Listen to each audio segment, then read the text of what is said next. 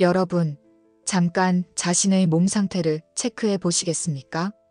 요즘 기침이 2주 이상 계속되고 있다. 예전보다 계단 오르기가 힘들어졌다. 가슴이 답답하거나 통증이 느껴진다. 이유 없이 체중이 줄고 있다. 하나라도 해당되신다면 주의 깊게 들어주세요. 지금 이 순간에도 우리의 폐 속에서는 보이지 않는 시한폭탄이 서서히 폭발을 준비하고 있을 수 있습니다. 대한민국 60세 이상 사망 원인 1위, 바로 폐암입니다.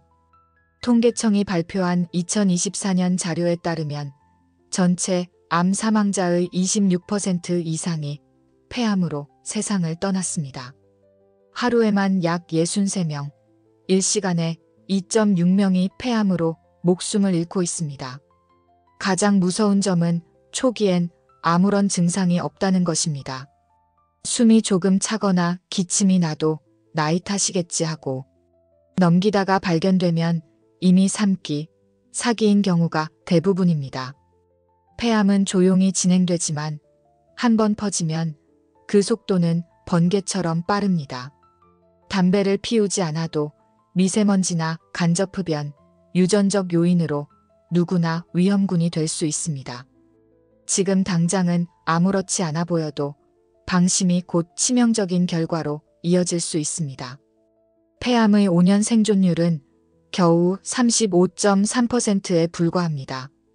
이는 환자 10명 중 6명 이상이 5년 안에 사망한다는 의미입니다.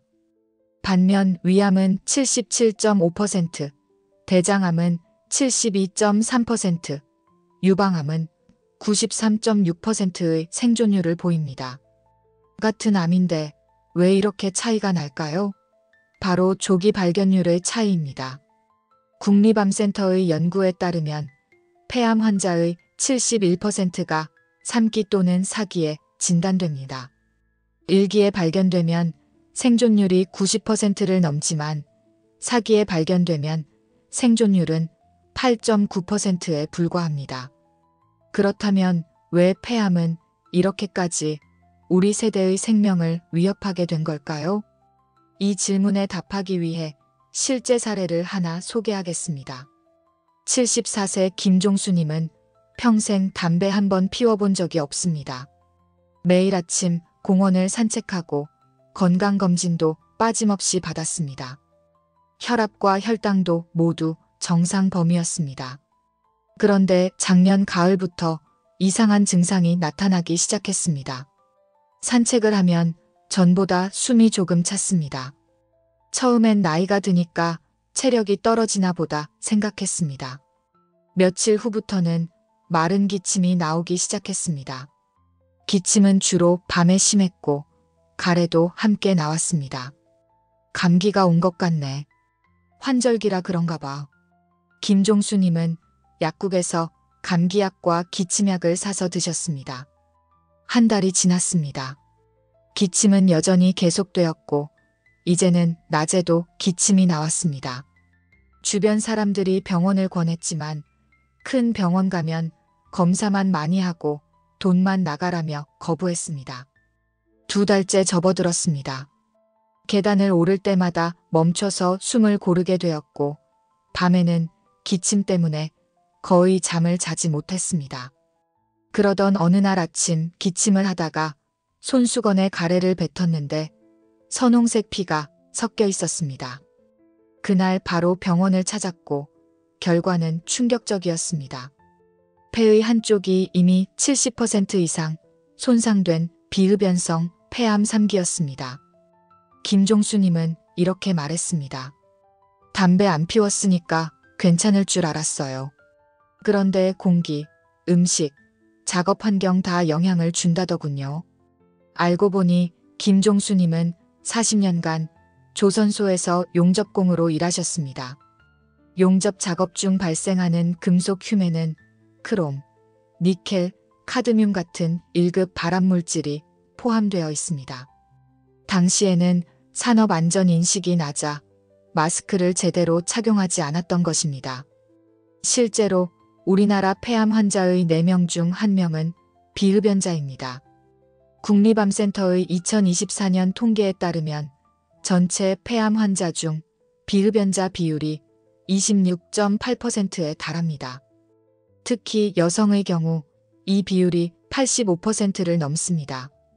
흡연이 직접적인 원인이긴 하지만 미세먼지, 라돈가스, 조리 중 발생하는 연기 같은 생활 속 발암물질이 누적되면 누구나 위험합니다. 그렇다면 폐암은 정확히 무엇이고 왜 이렇게 치명적일까요? 과학적 진실을 알아보겠습니다. 폐암은 우리 몸의 세포가 비정상적으로 증식하면서 폐조직을 파괴하는 병입니다. 정상 세포는 일정한 주기로 분열하고 죽지만 암세포는 통제를 벗어나 끊임없이 분열하고 증식합니다. 문제는 폐의 통증을 느끼는 신경이 거의 없다는 것입니다. 폐 조직 자체에는 통각신경세포가 극히 적어서 암세포가 자라도 아픔을 느끼지 못합니다. 비유하자면 건물에 화재 경보기가 없는 것과 같습니다. 불이 나도 경보가 울리지 않으니 주민들은 모르고 지냅니다. 연기가 복도까지 가득 차고 나서야 비로소 불이 난 걸 알게 되는 것이죠. 암이 상당히 커져서 기관지를 막거나 흉막을 침범하거나 다른 장기로 전이되어야 비로소 증상이 나타납니다. 서울대병원과 국립암센터의 10년간 추적 연구에 따르면 폐암 환자의 54.3%가 진단 시 이미 전이 단계에 있습니다. 절반 이상의 환자가 암이 다른 장기로 퍼진 후에야 발견된다는 뜻입니다. 폐는 혈액순환이 가장 활발한 장기로 심장에서 나온 혈액이 전부 폐를 거쳐갑니다. 1분에 약 5리터의 혈액이 폐를 통과하기 때문에 암세포는 이 풍부한 혈류를 타고 매우 빠르게 다른 장기로 퍼져나갑니다. 폐암이 가장 많이 전이되는 곳은 뇌, 뼈, 간, 부신입니다.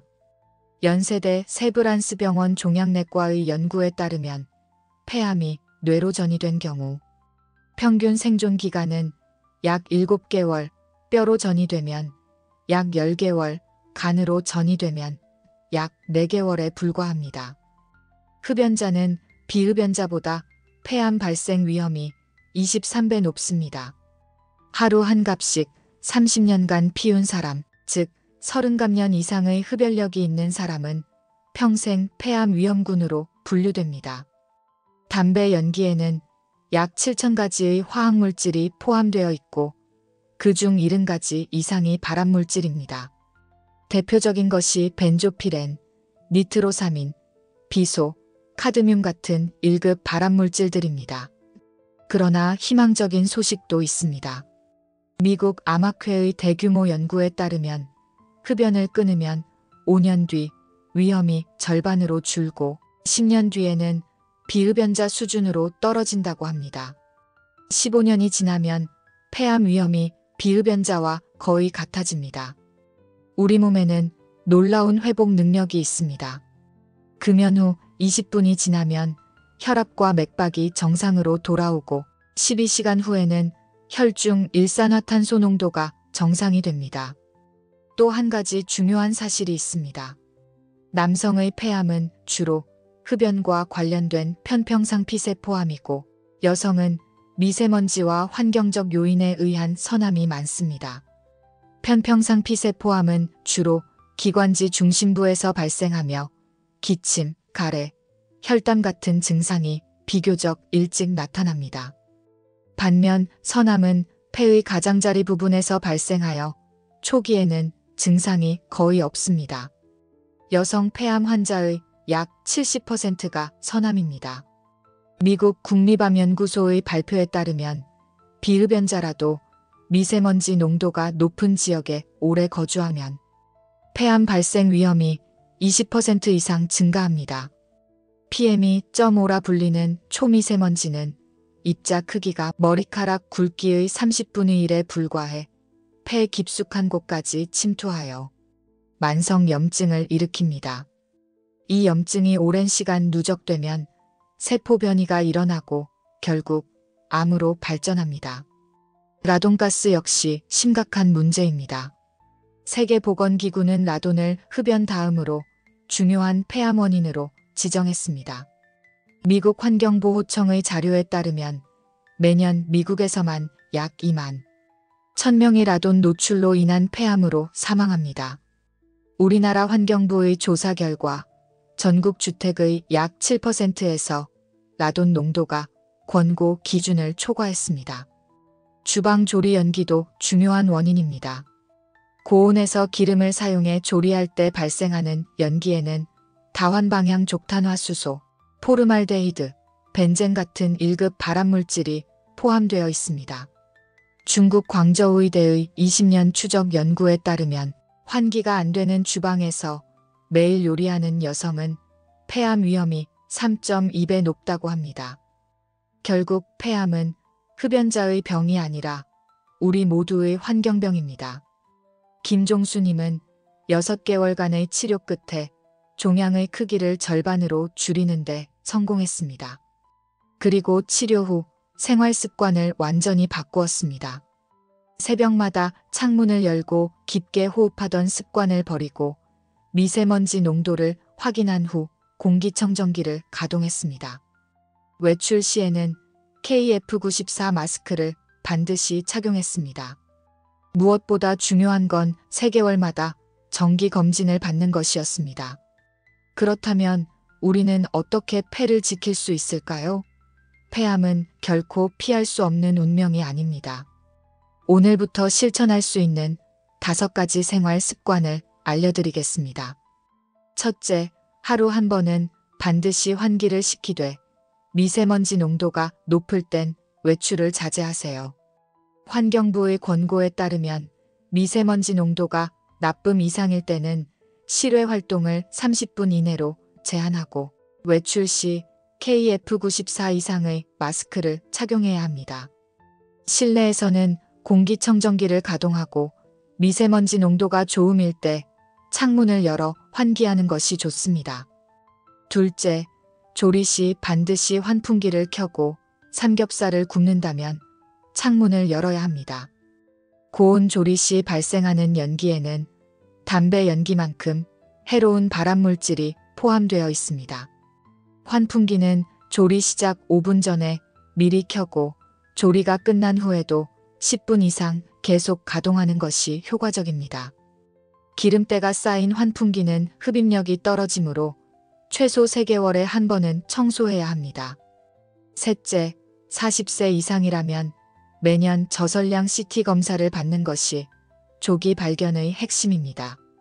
국립암센터의 권고사항에 따르면 55세 이상 74세 이하이면서 30감년 이상의 흡연력이 있는 분들은 반드시 매년 저설량 CT 검사를 받아야 합니다. 비흡연자라도 가족력이 있거나 직업적 노출이 많았다면 40세부터 검진을 시작하는 것이 좋습니다. 저설량 CT는 일반 흉부 엑스레이보다 훨씬 정밀하여 5mm 크기의 작은 결절도 발견할 수 있습니다. 미국에서 진행된 대규모 연구에 따르면 저설량 CT 검진을 받은 고위험군은 폐암 사망률이 20% 감소했습니다. 넷째, 금연은 최고의 예방입니다. 지금 담배를 끊으면 5년 후 폐암 위험이 절반으로 줄고 10년 후에는 비흡연자 수준으로 떨어집니다. 금연이 어렵다면 보건소의 금연 클리닉을 이용하세요. 전문 상담과 함께 니코틴 패치, 금연 보조제를 무료로 제공받을 수 있습니다. 금연 성공률도 혼자 시도할 때보다 3배 이상 높습니다. 다섯째, 브로콜리, 양배추, 마늘처럼 항산화 성분이 풍부한 채소를 자주 섭취하세요.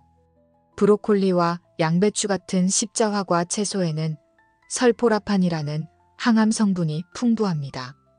마늘의 알리신 성분은 암세포 성장을 억제하는 데 도움이 됩니다. 미국 국립암연구소의 연구에 따르면 십자화과 채소를 일주일에 3회 이상 섭취한 사람은 폐암 발생 위험이 30% 낮았습니다. 커피 한 잔처럼 일상의 습관 하나가 생명을 바꿀 수 있습니다. 여러분의 폐는 한번 손상되면 완전히 회복되지 않습니다. 폐포는 재생되지 않는 조직이기 때문에 손상되면 그 기능을 되찾을 수 없습니다. 지금의 선택이 10년 뒤 내 숨결을 결정합니다. 김종수님은 2년이 지난 지금도 건강하게 지내고 계십니다. 암이 완치된 것은 아니지만 안정적으로 관리되고 있습니다.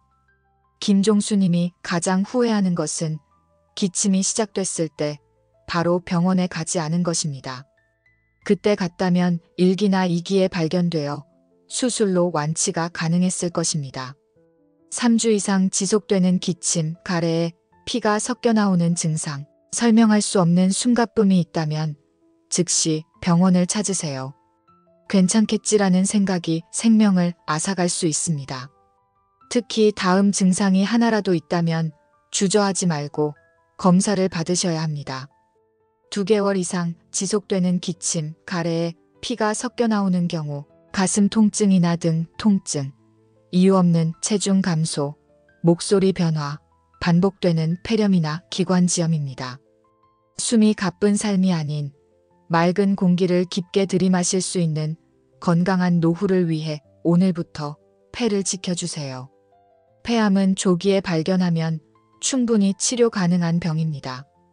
예방과 조기 검진, 이것이 폐암으로부터 생명을 지키는 가장 확실한 방법입니다.